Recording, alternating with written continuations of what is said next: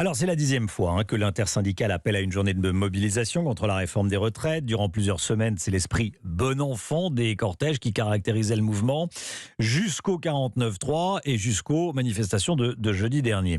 Aujourd'hui, 13 000 policiers et gendarmes sont mobilisés pour assurer l'ordre dans les rues du pays. C'est inédit par son ampleur. C'est un dispositif inédit de sécurité par son ampleur. Parmi les villes à risque, citées par le ministre de l'Intérieur hier, Gérald Darmanin, il y a Nantes, où l'on retrouve Charles Guyard.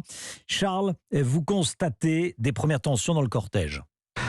Oui, la 10e journée a commencé tôt ce matin avec plusieurs opérations de blocage. Elle se poursuit dans le centre-ville avec un nouveau cortège sur le point de partir. Et ce, malgré une répression policière de plus en plus marquée selon les manifestants. À un moment, on est passé juste devant des CRS et on voyait qu'ils étaient préparés à tirer. Et c'est vrai qu'on se sentait pas très serein face à ça. C'est vrai qu'il y a un peu de stress de se dire qu'il y a la police qui va probablement nous charger dessus. Tout ce qui est flashball, fumigène, tout ça. Ils vont un peu fort. Pour certains, des fois, ils foncent sur des gens âgés ou même des enfants pour pas grand-chose. Effectivement, on constate quand même une utilisation excessive des lacrymogènes. C'est pas la faute des syndicats, c'est la faute des casseurs et c'est la faute peut-être aussi du gouvernement qui veut pas écouter. Si on a peur, au bout d'un moment, qui va les manifester à part les Black Blocs, ça donnera juste raison à l'extrême droite qui dit que les ultra-gauchistes sont juste là pour tout casser. Alors qu'en fait, là, on défend juste la cause. Une cause qui, malgré un climat qui se dégrade, continue de mobiliser plusieurs milliers de personnes à Nantes comme dans tout l'Ouest.